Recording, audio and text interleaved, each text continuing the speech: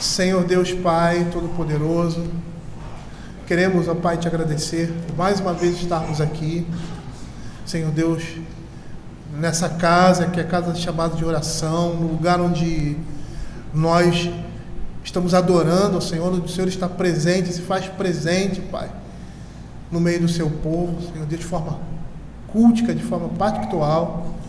E agora, Senhor, queremos que o Senhor fale ao nosso coração através da sua palavra, Pai. Que o Senhor esteja nos dando o entendimento, Pai, a sabedoria que a tua palavra, Senhor, nos dá, e que possamos assimilar, ó Senhor Deus, ao nosso coração aquilo que o Senhor exige de nós, ó Pai. Aquilo, Senhor Deus, que Ele quer fazer, Ele vai fazer por meio do seu Espírito na vida do seu povo. Fica conosco, Senhor, é o que nós pedimos, em nome de Jesus. Amém. Queridos, vamos abrir a palavra do Senhor em 1 Timóteo,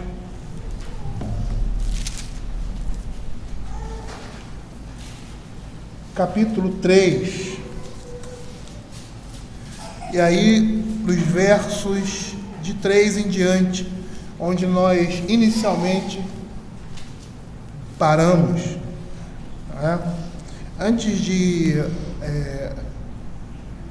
começar a leitura, eu gostaria de dar umas palavras. Minha esposa sempre falava para mim que às vezes nós, quando vamos exortar a igreja, as pessoas que deveriam ouvir não estão presentes. E na realidade está presente quem precisa realmente ouvir, né? Mas o que eu ia falar é que eu me entristeço ver a igreja de manhã cheia, e aí chega a noite, eu não vejo todos que estavam de manhã. Isso me deixa triste, não porque eu gosto de plateia, mas porque mostra o compromisso que nós temos com o dia do Senhor. Nosso compromisso é falho. Nós não somos perfeitos, realmente não somos perfeitos. É uma coisa que eu sempre falo, assim, no âmbito familiar, existem determinadas coisas difíceis para nós fazermos, e que o Senhor nos exige, e existem aquelas coisas que são mais fáceis, e a gente deixa as coisas fáceis de fazer as fáceis, Então, se há algo fácil, vamos fazer, vamos cumprir aquilo que o Senhor nos chama. Eu fico alegre de ver a igreja aqui, as pessoas que estão aqui para ouvir a palavra de Deus, porque a palavra de Deus é para vocês, é direcionada para nós, e principalmente para aqueles que estão aqui, porque eu creio que aqueles que estão aqui estão pela vontade de Deus, mas me entristece. E era uma coisa que eu, quando não era pastor, eu sempre dizia assim, um dia eu quero ter uma igreja que não dê essa ênfase. No meu tempo era o culto noturno, iam poucas pessoas na escola dominical, lembra, Alexandre? E à noite a igreja estava cheia. Agora é o contrário, de manhã as pessoas vão à igreja. Se tivessem, eu não estou dizendo que as pessoas que estão aqui, que não estão aqui, são assim. Não estou dizendo isso. Mas me entristece de perceber que nós, como crentes, ainda não entendemos o que significa o dia do Senhor e a importância que tem na vida da igreja. E é de manhã e de noite. Não é só de manhã, não é só à noite. É de manhã e à noite. E é algo que a gente não pode negociar. É inegociável. Eu sei que tem muita gente aqui na nossa igreja que não está presente porque estão doentes, Estão aqueles com Covid. Nós temos aí praticamente quase mais 10 pessoas. Mas não estou falando dessas pessoas, e nem estou falando desse contexto de hoje. Hoje recebemos também muitos visitantes, mas é uma coisa que eu percebo de uma maneira geral na igreja. E não é só essa igreja, a igreja de uma maneira geral. As pessoas optam por um culto e vão nele. E assim elas estão negligenciando o dia do Senhor. Estão negligenciando a palavra de Deus, a presença de Deus, transbordar de Deus na nossa vida por meio da sua palavra. Eu vou fazer a leitura até o verso 7, e nós vamos continuar aí a partir do verso 3. Fiel é a palavra, se alguém aspira ao episcopado, excelente obra almeja. É necessário, portanto, que o bispo seja irrepreensível, esposo de uma só mulher, temperante, sóbrio, modesto, hospitaleiro, apto para ensinar, não dado ao vinho, não violento, porém cordato, inimigo de contendas, não avarento. Governe bem a própria casa, criando os filhos sob disciplina com todo respeito. Pois se alguém não sabe governar a própria casa, como cuidará da igreja de Deus?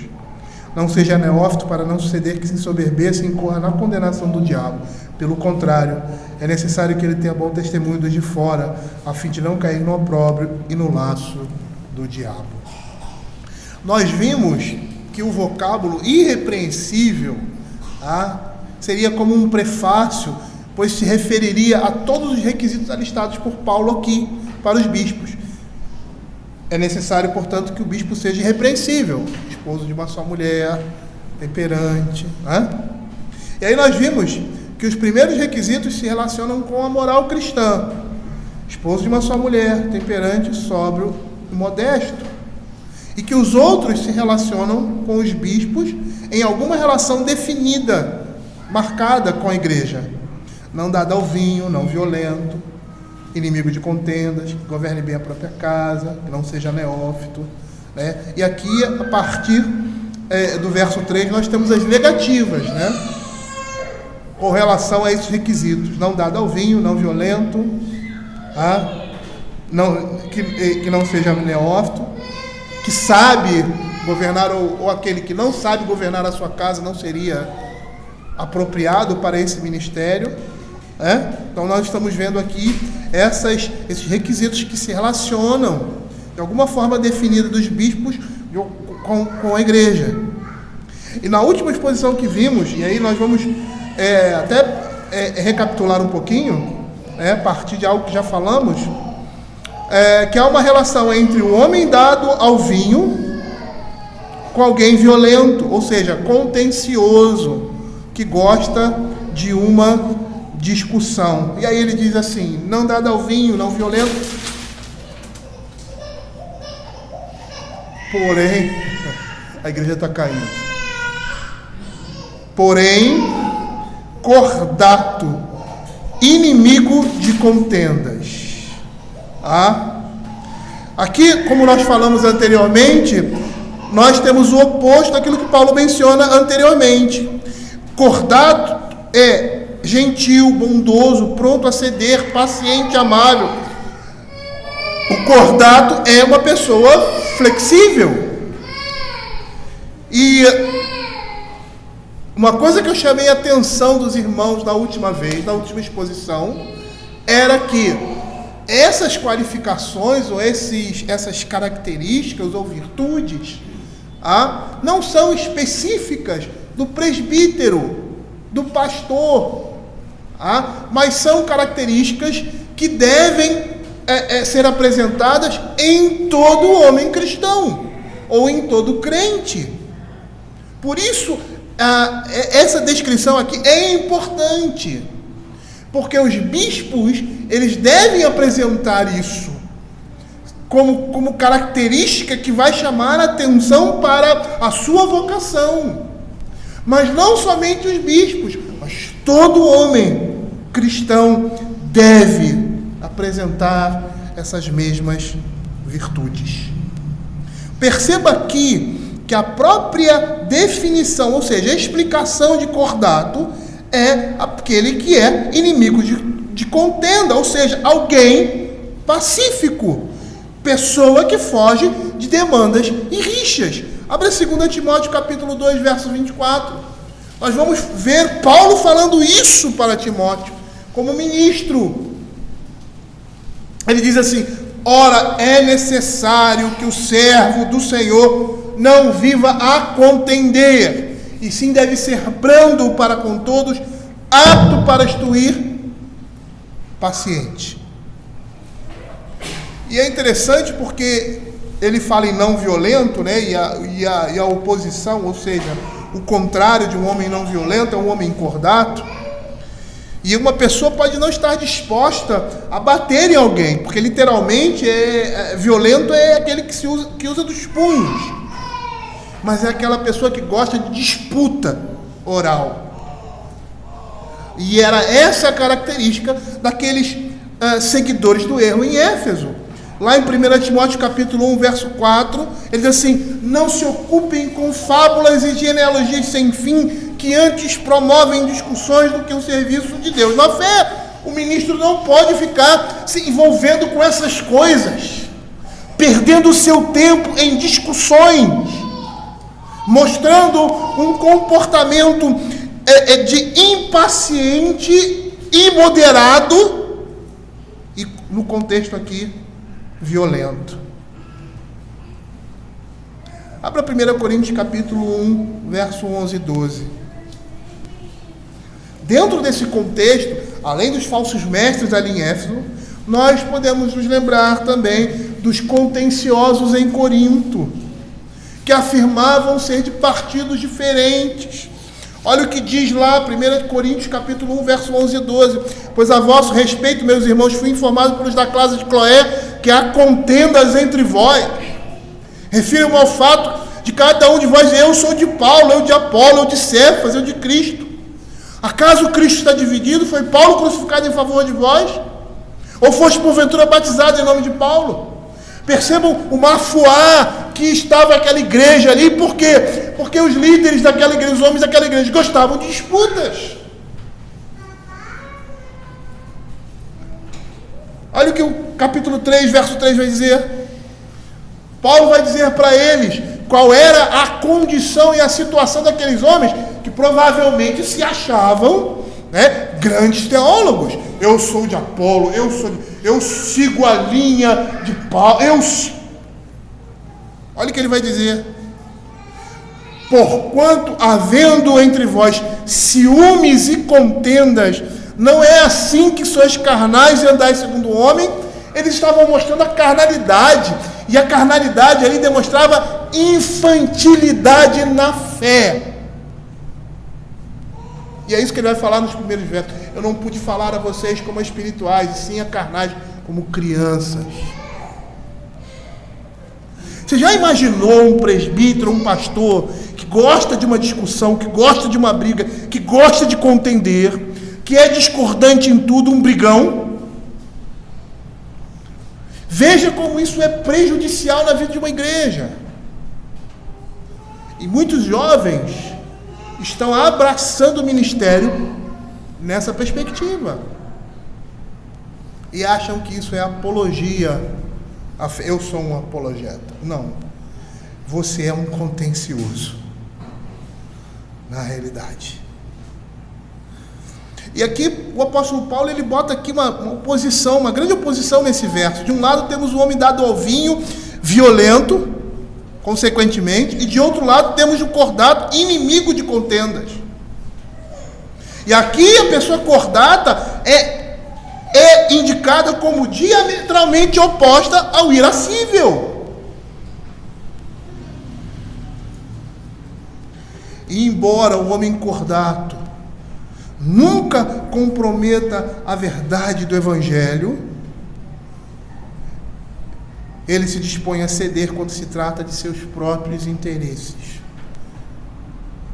No mesmo espírito que o apóstolo Paulo fala em 1 Coríntios capítulo 6, verso 7. Ele diz assim: o só existir entre vós demandas já é completa a derrota para vós outros. Por que não sofreis antes da injustiça? Por que não sofreis antes o dano? As qualidades de condescendência, equidade, gentileza, racionalidade, brandura, disposição de ajudar e generosidade estão combinadas nessa pessoa considerada cordata, que também pode ser traduzido por uma pessoa amável.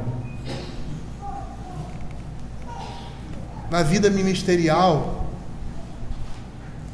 a gente conhece muitos pastores, muitos ministros que são assim. como eles trazem prejuízo à igreja. Na vida e no ministério, a gente aprende que se alguma coisa tem que vir abaixo, que não seja você o pivô. Porque se o Senhor quiser trazer juízo sobre uma igreja ou sobre determinadas pessoas, que não seja você, ministro fiel da palavra, o estopim dessas coisas. E isso, lógico, quando o evangelho não está em jogo, quando a verdade não está em jogo, quando o testemunho e fidelidade à palavra de Deus não está em jogo. Mas mesmo assim, em circunstâncias como essa, nós não podemos ser contenciosos,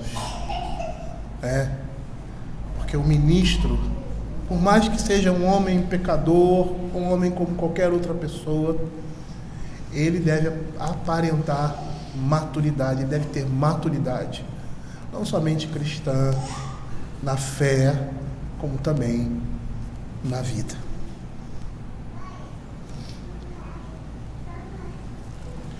Abra Gênesis capítulo 26, versos de 12 a 22. Vamos ver, por meio dessa narrativa, o que o apóstolo Paulo fala quando diz assim: por que não sofreis antes a injustiça? Por que não sofreis antes o dano? Essa história é muito conhecida, nossa, São os poços que Isaac cavou e que foram entulhados pelos filisteus. Enriqueceu-se o homem, verso 12, semeou Isaac naquela terra, e no mesmo ano recolheu 100 por 1, porque o Senhor o abençoava. Enriqueceu-se o homem, prosperou, ficou riquíssimo, possuía ovelhas e bois e grande número de servos, de maneira que os filisteus lhe tinham inveja, e por isso lhe entulharam todos os poços que os servos de seu pai haviam cavado nos dias de Abraão, enchendo de terra. Disse Abimeleque a Isaac: aparta-te de nós, porque já és muito mais poderoso que nós. Então Isaac saiu dali e se acampou no vale de Gerar, onde habitou. E tornou Isaac a abrir os poços que se cavaram nos dias de Abraão, seu pai, porque os filisteus haviam entulhado depois da morte de Abraão. E lhes deu os mesmos nomes que já seu pai lhes havia posto. Cavaram os servos de Isaac no vale e acharam um poço de água nascente. Mas os pastores de Gerar contenderam com os pastores de Isaac, dizendo: esta água é nossa. Por isso chamou o poço de Ezequiel, porque contenderam com ele. Então cavaram outro poço e também por causa desse contenderam. Por isso recebeu o nome de Sitna. Partindo dali, cavou ainda outro poço. E como por esse não contenderam, chamou-lhe Reobote e disse: olha o que ele diz: porque agora nos deu lugar o Senhor e prosperaremos. Olha o comportamento desse homem, entendendo que na injustiça daqueles homens e daquela situação, a vontade de Deus estava sendo feita. E ele estava direcionando a sua vida para um determinado lugar, ou um determinado poço, em que ali o Senhor ia abençoá-lo. Ele entendia que apesar das injustiças dos homens, da maldade dos homens, ele percebia que aquele ali não era o seu lugar, que aquilo ali não lhe pertencia. Ou seja, apesar de ser dele, é como se o Senhor não estivesse dando a ele aquelas coisas. Ele entendia que essa era a vontade de Deus. Então ele abria um poço, cavava, abria outro, cavava. E aí ele chega numa situação em que ele abre e não há mais discussão. Ele entende: a vontade de Deus é que eu esteja aqui. É esse poço que o Senhor quer que eu tenha na minha vida. E é interessante porque quando nós não entendemos isso, nós vamos estar lutando contra o mundo. Eu não estou dizendo que nós não temos que lutar pelos nossos direitos, ou que nós não temos que fazer a nossa parte. Isaac cavou, ele trabalhou, e injustamente, por inveja, como eles dizem, como o próprio texto da Escritura, aqueles homens foram lá e tamparam aquele ponto. E o que ele poderia fazer? Ele podia criar uma confusão, criar uma guerra, criar um conflito. Não, o que ele fez? Foi para um outro lugar, porque entendeu que o Senhor estava direcionando ele. Ele não era um homem de briga, ele não era um homem de disputa, mas era um homem de paz. Abra Gênesis capítulo 50, versos de 15 a 21. E aqui também temos na história de José, seus irmãos pensando que quando seu pai morresse, ele se vingaria deles. E aí ele diz assim, vendo os irmãos de José que seu pai já era morto, disseram, é o caso de José nos perseguir e nos retribuir certamente o mal, todo o que lhe fizemos. E lá o verso 19, respondeu-lhe José, não temais, acaso estou em um lugar de Deus? Vós, na verdade, intentaste o mal contra mim, porém Deus o tornou em bem, para fazer como vedes agora, que se conserve muita gente em vida. Não temais, pois eu vos sustentarei a vós outros e a vossos filhos. E assim os consolou e lhes falou ao coração. Aqui nós vemos várias coisas trabalhadas aqui na vida desse homem, e uma delas o perdão de Deus na vida dele. E ele entender que era propósito de Deus, que tudo aquilo que acontecesse para ele chegar onde chegou. E ele era grato diante de Deus por causa disso, e por isso ele não iria se revoltar ou vingar os seus irmãos.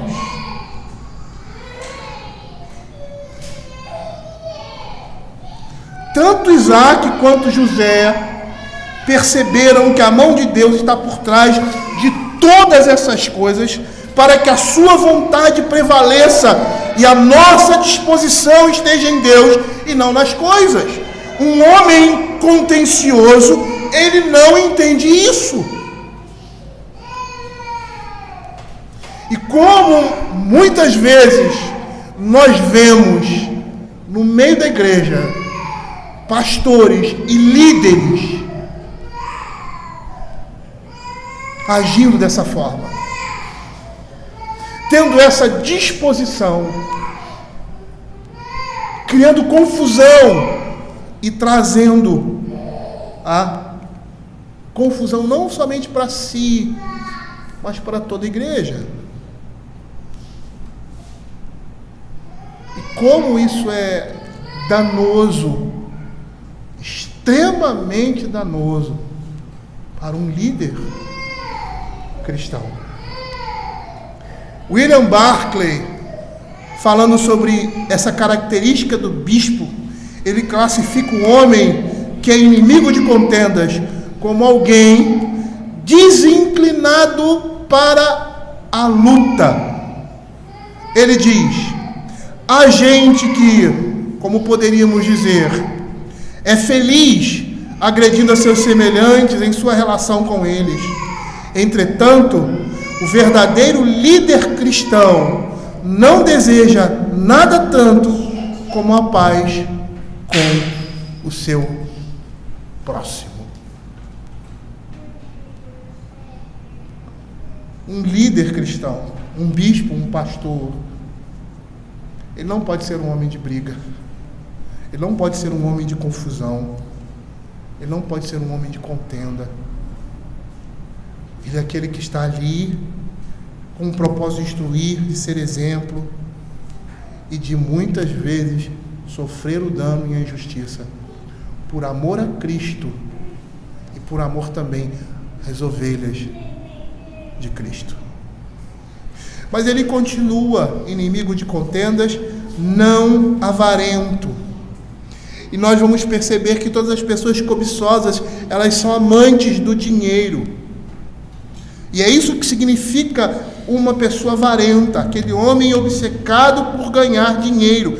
O avarento é um homem que não é generoso, alguém que não dá com largueza. E aí, por outro lado, nós percebemos que os líderes devem demonstrar liberalidade. Eles não devem estar interessados somente na recompensa financeira, visando somente o ganho, o salário. E naquele tempo, os bispos, tanto os presbíteros regentes como os presbíteros docentes, eles recebiam pela igreja. E homens com essa postura não devem exercer o presbiterato. E aqui eu abro até um parêntese, porque essa não deve ser a postura de nenhum crente. Às vezes nós nos lançamos em determinadas profissões, né? Somos vocacionados para essa profissão, e aí estamos ganhando mal, né? Estamos ganhando mal. Eu me lembro quando eu era militar, eu entrei numa época de declínio, mas era uma época boa. Quando eu saí, no período antes de sair, a gente tinha entrado num declínio, sabe? Era assim, era ridículo o salário que nós estávamos ganhando e as obrigações e as responsabilidades que nós tínhamos. E muitos estavam abandonando por causa disso. Eu não vejo nenhum problema nisso. O problema que eu vi é que muitos trabalhavam de mau gosto e má fé,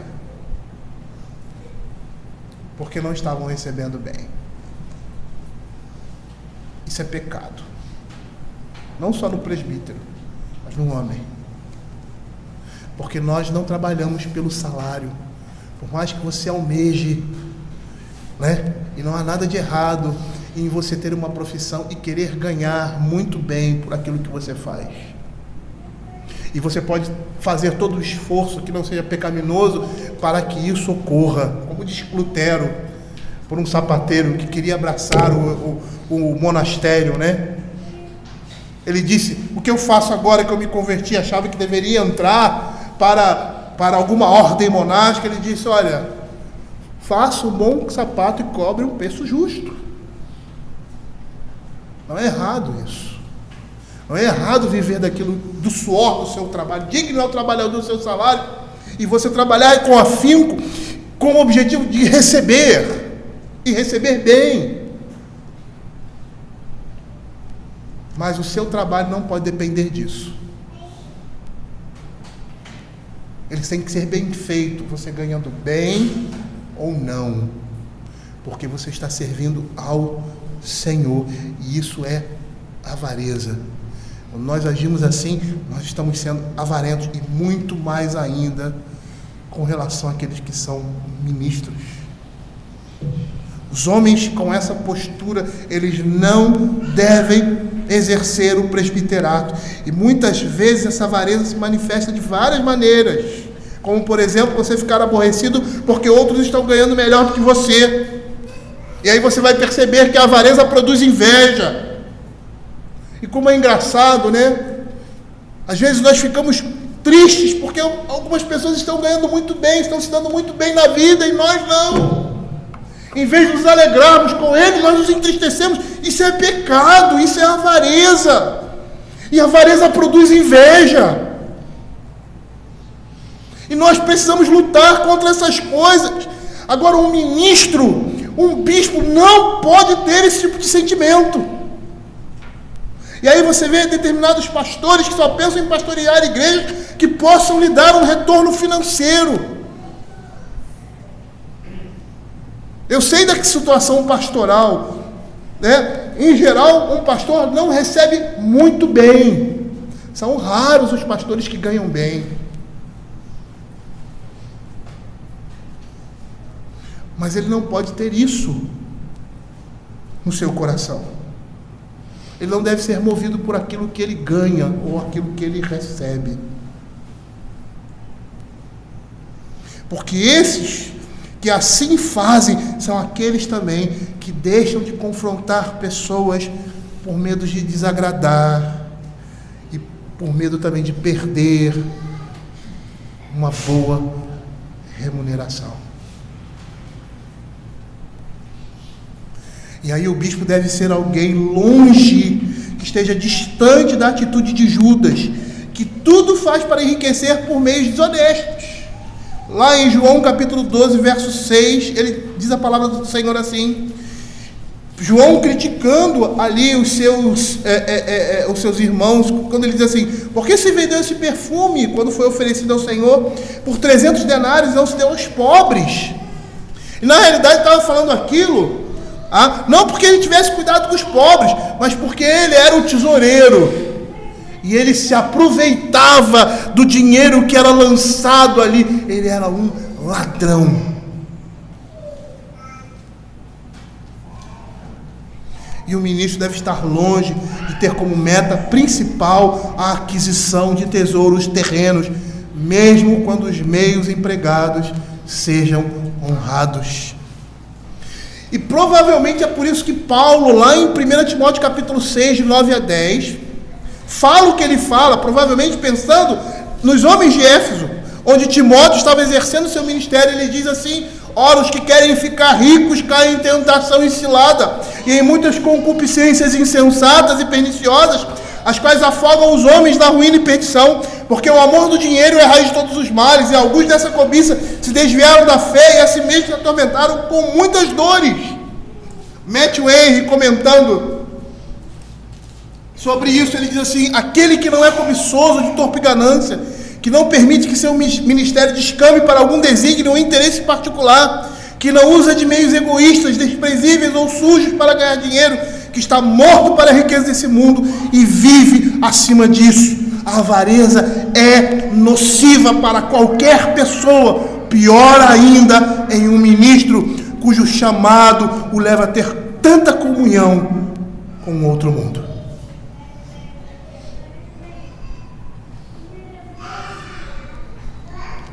É interessante porque as palavras que o Senhor Jesus fala aqui, elas são tão apropriadas para nós e para a igreja em todo o tempo.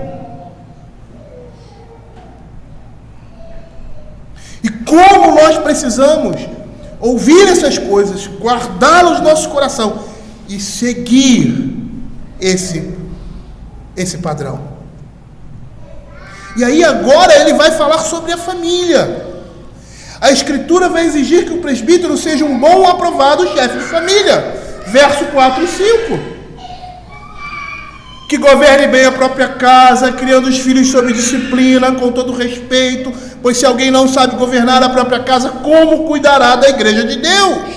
A Escritura exige disso de um presbítero, ser um homem aprovado como chefe de família. A família é o centro de preparação para qualquer liderança. Uma família que goza de direção e disciplina na vida dos pais torna-se um grande celeiro para a vida. E aí você vê a importância da igreja nisso, porque muitos de nós, como eu, adentrou a vida familiar sem um conhecimento específico, sem um entendimento muito superficial do que isso seja, e nós aprendemos na prática com a palavra de Deus. Mas o que se esperar de alguém que desde a infância é instruído nessas coisas? O que se esperar de alguém que jovem, adulto, adolescente, que tenha ouvido essas coisas e tenha aprendido, está pronto para colocá-la em prática? Que grande diferença, que grande responsabilidade. A família é um grande celeiro para a vida. E aqueles que conhecem a vida comum e são bem práticos nos deveres que as relações humanas impõem, estão mais bem preparados e adaptados para governar a igreja de Deus. Esses líderes são aqueles que aprenderam a governar sua família com uma saudável disciplina, que aplicam os ensinos da palavra de Deus em sua vida particular e familiar. E como é que isso acontece? Salmo 127, verso 1. Se o Senhor não edificar a casa, em vão trabalhar os que edificam. O que é o Senhor edificar a casa? Quando nós estamos andando nos caminhos do Senhor, aplicando os seus mandamentos, os seus preceitos e as suas ordenanças na nossa vida, nós podemos ter a certeza de que Deus está edificando a nossa casa. Do contrário, não. Esse pensamento de que você vive a sua vida, né? Pensamento muito pentecostal, neopentecostal. Você vai à igreja e tal, e aí lá no louvorzão, na hora desce aquela nuvem, o pessoal ora e vai para casa, pronto. Deus está edificando a minha casa. Não, não é isso. Não é isso. O Senhor edifica a nossa casa quando nós estamos colocando em prática na nossa vida, na vida da nossa família, os mandamentos e os preceitos do Senhor. E é interessante aqui que ele fala assim, que governe bem a própria casa, criando os filhos sob disciplina. Sua referência é os filhos de quem se espera saber refletir a disposição do seu pai. O bispo, presumindo que seja um homem casado e pai de filhos, deve ser dotado com habilidade de supervisionar, presidir e administrar. E essas coisas a família proporciona. E nesse verso aqui, Paulo está começando do menor para o maior, da casa para a igreja. Se um homem não pode desincumbir-se de sua responsabilidade com respeito à sua própria família, como poderá fazer isso com respeito à família de Deus, ou seja, a igreja? E no caso de filhos, a capacidade de administrar ou governar bem a sua própria casa se faz evidente quando o homem mantém seus filhos em submissão. E é interessante porque a gente olha isso, a gente pensa assim, a casa do presbítero é perfeita, ou seja, não tem nenhum problema. As crianças são cheirosinhas, sentadinhas, bonitinhas, né? Você fala uma coisa, ele obedece. Não é assim. Eles não nascem prontos. É no exercício dessas coisas que nós vamos imprimir nos nossos filhos aquilo que Deus espera de nós.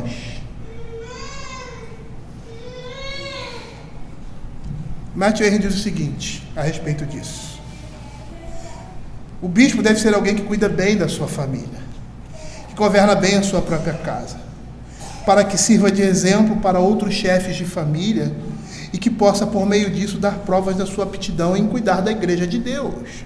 Porque se alguém não sabe governar a sua própria casa, terá cuidado da igreja de Deus? E aí, queridos, as famílias dos ministros, dos presbíteros, devem ser bons exemplos para outras famílias. Mas olha que interessante aqui, olha, que governe bem a própria casa, criando os filhos sob disciplina, com todo respeito. Como deve ser feito, ou como deve ser essa disciplina? Ou de que modo? Respeitosamente. William Hendricks nos mostra o que significa isso. Ele diz que o pai não pode permitir que a criança faça o que bem lhe agrada, pois isso não tem apoio na Escritura, mas deve exercer autoridade com real dignidade, ou seja, deve ser feito de maneira tal que a firmeza do pai torne aconselhável que o filho obedeça, que a sua sabedoria faça com que o filho descubra que é natural obedecer, e que seu amor leve o filho a sentir que obedecer se converte em prazer. E a melhor maneira de manter os filhos em sujeição é ter para com eles uma atitude de respeito e consideração. E respeito e consideração representa uma atitude de amabilidade, cortesia, doçura, gentileza, carinho. E por vezes os pais não sabem porque seus filhos não correspondem como eles gostariam. Por quê? Porque eles não são assim. Porque eles tratam seus filhos sem qualquer consideração, são grosseiros, fazem chacota dos filhos. E uma coisa que eu detestava, eu sou extremamente implicante com criança, adoro implicar com criança. E elas gostam de mim, né? Elas me amam por causa disso. Mas um pai nunca pode fazer isso com seus filhos. Um pai nunca pode ser implicante. Um pai nunca pode fazer gracejo com um filho. Eu me lembro da nossa relação com o Alfredo. O Alfredo era terrível, ele implicava com os meus filhos o tempo todo. E era engraçado, né? Aquela relação e tal, e ele brincava com as crianças, implicava, botava apelido e tal. As crianças gostavam,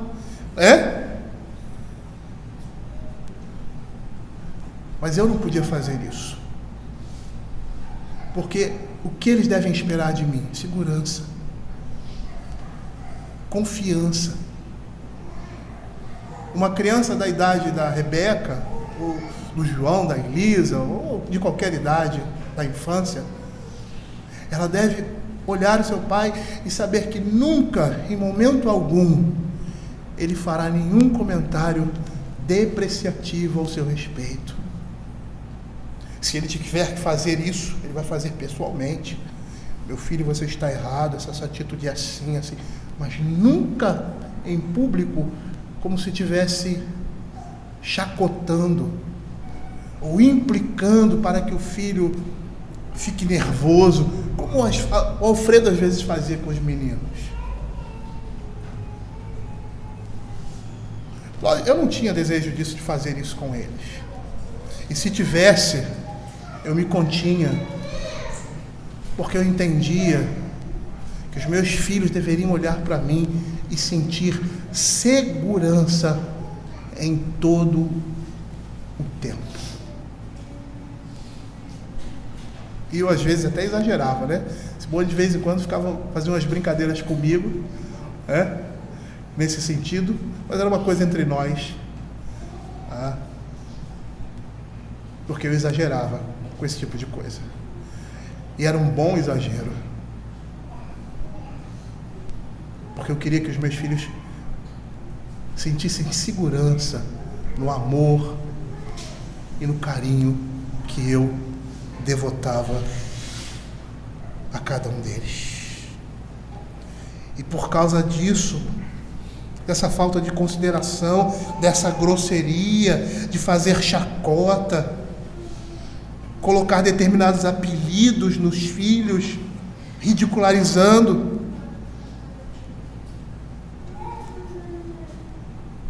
às vezes sendo maldosos, duros, severos demais, e a severidade em excesso gera insegurança e instabilidade, e por vezes cuidados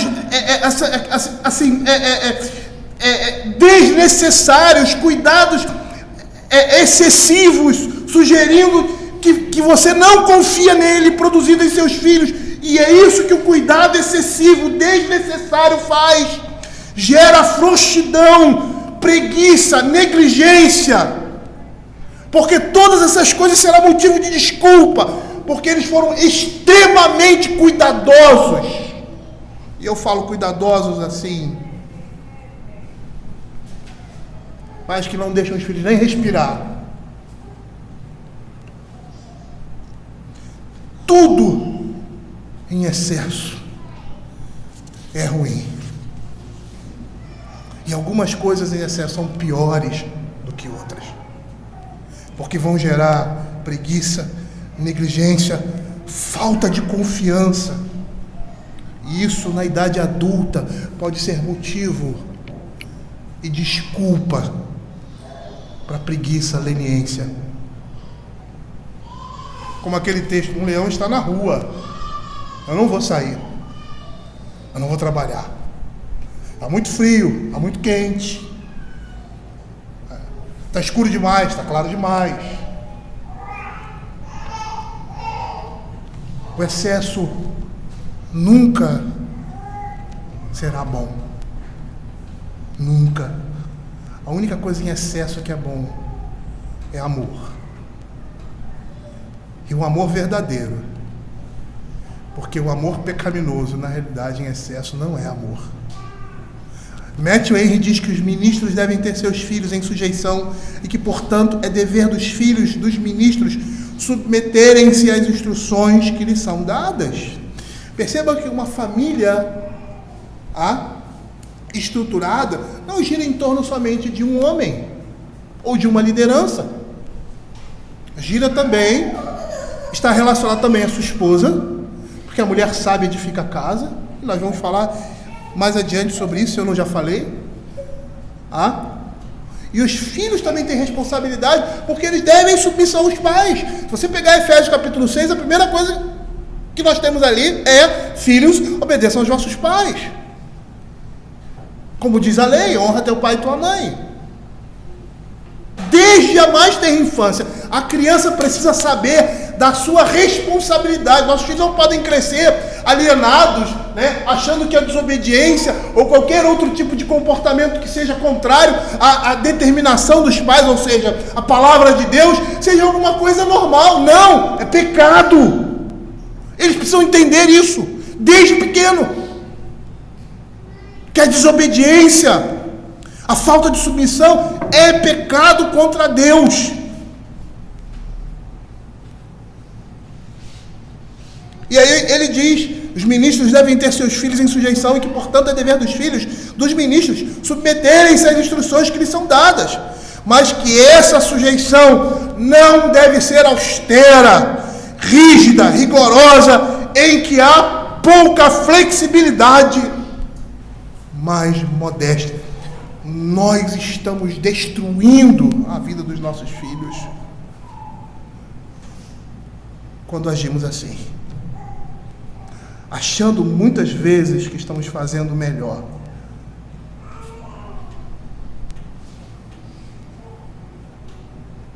Mas estamos lançando sobre eles um jugo que eles não podem suportar. Mas olha o que ele fala: governe bem a própria casa, com todo respeito, criando os filhos sob disciplina. E a Escritura diz como é essa disciplina. Provérbios capítulo 22, 6, não precisa abrir não. Ensina a criança no caminho que deve andar, e ainda quando for velho não se desviará dele. E aqui nós temos um princípio geral: aquilo que você é, você vai transmitir para o seu filho. O andamento da sua casa, a maneira como vocês vivem, ele vai aprender isso. E ele vai ter isso pro resto da sua vida. Em Efésios capítulo 6, verso 4, a palavra de Deus diz assim: e vós, pais, não provoqueis vossos filhos a ira. Mais uma vez, chamando a atenção dos pais para serem moderados, para serem objetivos na sua disciplina e não extrapolarem a sua liderança, a sua autoridade, criando os filhos na disciplina e na demonstração do Senhor, ou seja, com todo respeito. Um pai que não consegue ver uma criança como aquela ali, como um irmão em Cristo, como um indivíduo, uma mulher, um homem que está sendo formado, que olha para uma criança dessa e acha que ela vai viver eternamente na infância e não a prepara para a vida adulta, ele está lançando o seu filho num buraco sem fundo e trazendo graves problemas para a vida dele. Porque ele vai ser um jovem, um adulto que não vai saber se relacionar. E vai achar que a culpa é do mundo. Mas a culpa é dele. E a responsabilidade dos pais. Porque a responsabilidade dos pais acaba quando um jovem, uma criança, toma consciência da vida. Ah, meu pai me ensinou assim, eu sou assim. Você não conhece a verdade? Lute contra esse hábito que impregnaram em você. Você não é uma pessoa convertida? Isso é pecaminoso, isso é errado. Mude o seu tempo, lute contra isso. Você não precisa carregar os pecados dos seus pais.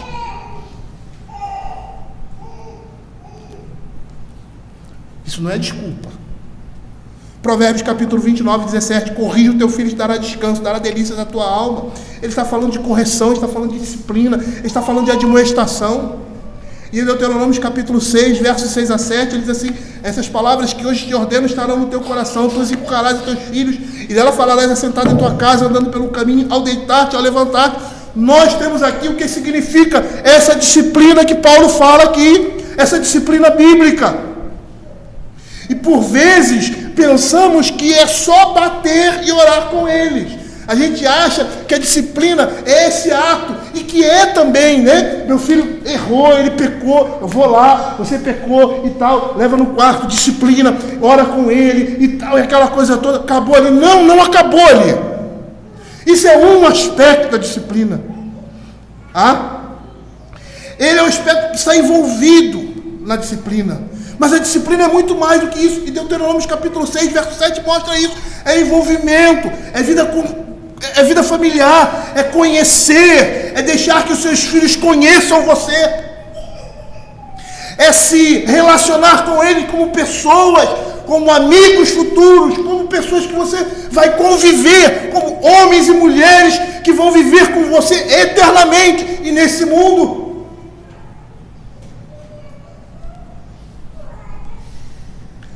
É um elemento, é você viver e conhecer seus filhos. Nós temos amigos, não temos? E nós gostamos dessas pessoas. Nós nos relacionamos com elas. Nós queremos conhecer a vida dela. Nós queremos mostrar a nossa vida. Nós queremos entrar em comunhão com essas pessoas. Comer juntos, estar juntos, brincar juntos, nos entreter juntos. Por que não é assim com nossos filhos? Por que os nossos filhos não fazem parte da nossa vida?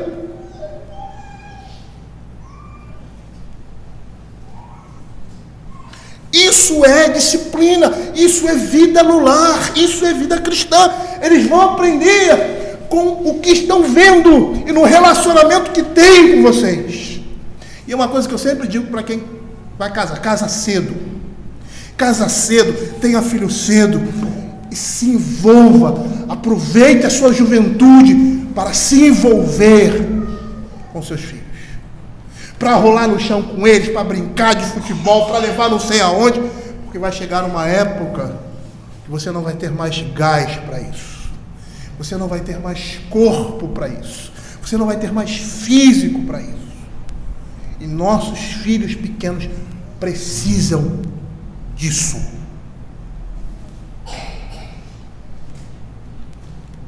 Quando nossos filhos andam em caminhos estranhos ao Evangelho, é porque estamos falhando como pais em alguma coisa.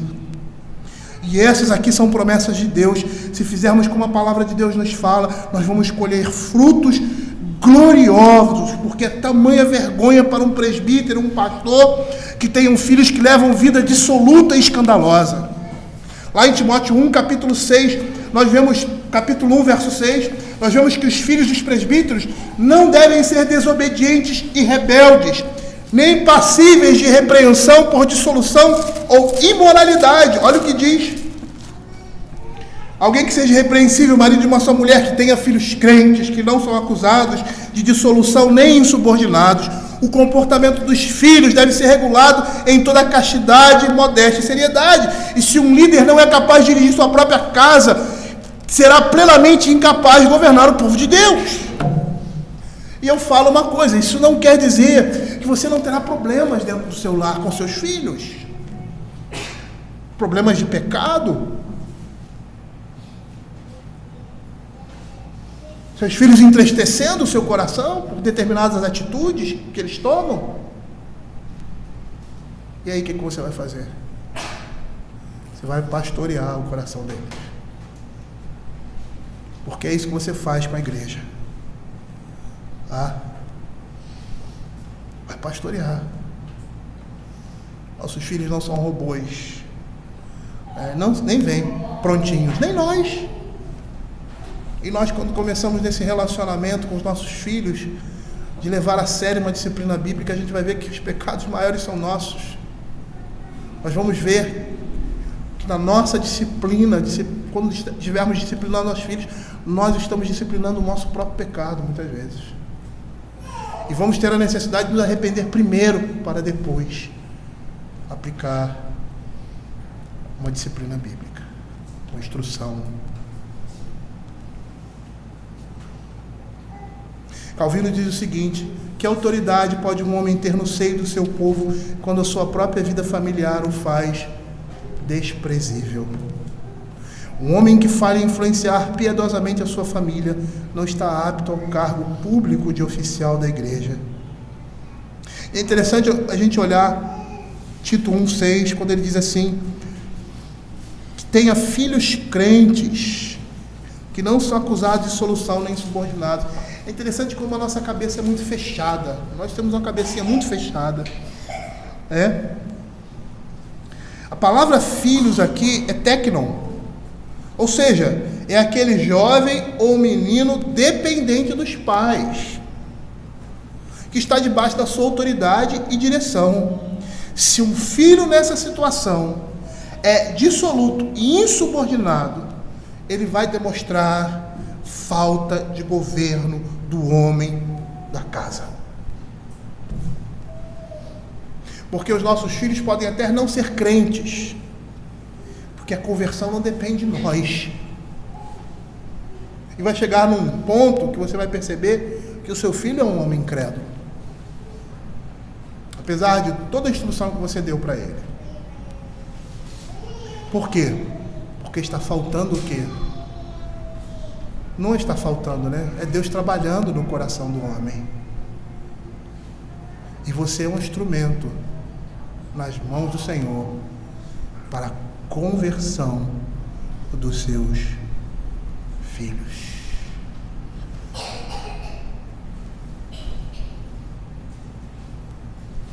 Por isso, um presbítero não pode ser um jovem.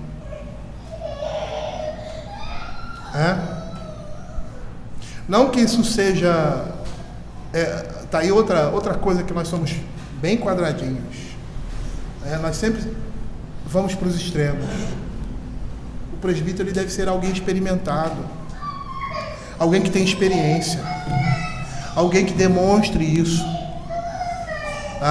E aqui ele chama aos próprios presbíteros, aqueles que aspiram ao episcopado, que olhem para si, e que se coloquem nessa situação. Isso não quer dizer que você não possa ter um jovem presbítero num conselho, mas não é regra. Eu falei isso anteriormente, hoje é regra. Eu conheço vários presbíteros, são jovens. Eu tenho problema com isso. Eu não teria problema nenhum de colocar um diácono, um cara jovem, casado, tenha filhos, não necessariamente, mas um homem casado, um homem que já tem uma experiência de vida, tanto no mundo profissional, pessoal, cristã, quanto na igreja. Mas eu tenho dificuldade com os presbíteros, porque eles são os líderes, eles são os anciãos. Eles são aqueles que devem mostrar isso na sua vida. E a igreja olha e reconhece esses homens. E aí nós estamos lançando nessas funções jovens, homens despreparados, não que não sejam bons, não que não sejam vocacionados, despreparados. Eu conheço vários pastores amigos meus que disseram que se pudessem voltar atrás, eles teriam entrado no ministério depois, porque eram muito jovens para assumir uma função como essa.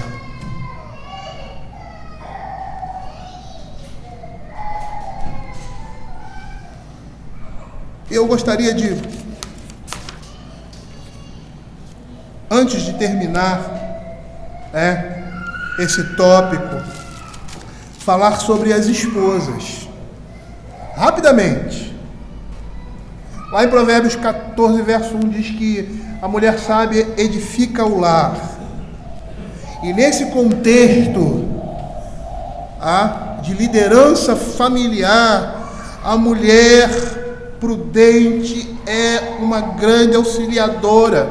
E a mulher prudente é aquela que permite ao seu marido dirigir o lar. É aquela que sabe ser submissa, que auxilia o esposo na instrução dos filhos, na vida familiar, que está debaixo de sua direção. É isso que significa, lá no verso 11, fiéis em tudo. Quando ele vai falar sobre as esposas dos presbíteros e dos diáconos.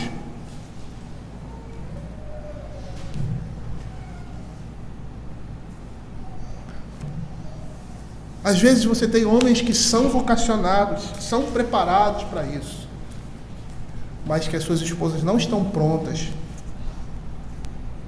para que o seu marido assuma essa função. E aí isso se torna mais uma tentação contra eles.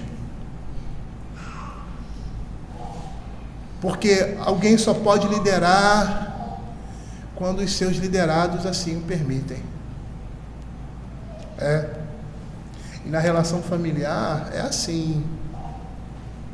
Se eu quiser ser desobediente, eu vou ser. Se a minha mulher quiser ser insubmissa, ela vai ser. Eu não tenho o que fazer, a não ser orar por isso. Tá? Se os meus filhos forem desobedientes, eu tenho um expediente que a Bíblia nos fala como tratar isso. Mas também, se eles quiserem continuar sendo desobedientes, eles serão. Porque a obediência é fruto da vontade, a submissão é fruto da vontade. Por isso que ele fala, a Bíblia fala aos filhos: sejam submissos aos vossos pais, honrem os vossos pais, porque isso parte da nossa vontade. Porque eu posso estar fazendo assim, para o meu pai, para minha mãe, e estar desonrando-os. A mulher pode ser aquela que diz tudo para o seu marido e ser insubmissa, porque isso parte do coração, isso parte da vontade. E é por isso que a palavra se direciona para a pessoa e não diz para o homem: marido, exerça domínio sobre a sua esposa. Pais, exerçam domínio sobre os seus filhos. Por mais que chamem os pais a disciplinarem e a exercerem autoridade, mas a obediência é algo que parte do coração, parte da vontade. E todas essas qualificações para os presbíteros resultam num princípio relativo ao tempo. Ele não pode ser um noviço. É preciso tempo para que ele amadureça na fé. Kevin Reed faz o seguinte comentário em sua obra, na nota de rodapé, no Governo Bíblico da Igreja, nome do livro: o princípio do tempo é especialmente negligenciado com o moderno treinamento ministerial. Muitos jovens graduados em seminários rapidamente são confiados ofícios eclesiásticos. Similarmente, homens de negócio recém-convertidos são rapidamente elevados à posição de liderança na igreja. E é por isso que ele diz: não seja neófito. Porque não é questão puramente de idade. A experiência de vida, mas essa experiência de vida deve estar conjugada com a experiência da vida cristã. Ele deve ser um profundo conhecedor da palavra de Deus, como um crente que ama o Senhor. Não necessariamente um doutor, um médico, um engenheiro, ou sei lá, um militar, um coronel, um general. Chegou na igreja hoje, uma criança na fé, presbítero. Neófito. E você pode ter um jovem de 30 e poucos anos na igreja. Para mim é jovem, né? Cheio de experiência com a vida familiar. E é essa vida familiar que vai, por isso que eu digo: casem cedo, constituam família, passem as dificuldades da vida, porque assim exercitem a fé cristã, porque assim vocês estarão preparados para serem líderes na igreja, para serem usados poderosamente por Deus, apesar das suas falhas, na vida do povo de Deus. E é por isso que Paulo diz: não seja neófito, para não se ensoberbecer e incorrer na condenação do diabo. É a palavra de Deus que está dizendo. E nós devemos olhar para essas coisas e submeter o nosso escrutínio o escrutínio da palavra do Senhor. Na próxima semana nós vamos dar continuidade, terminando aí o verso 6 e o verso 7, provavelmente, se der tempo, entrando na segunda parte que fala sobre os diáconos. Vamos orar.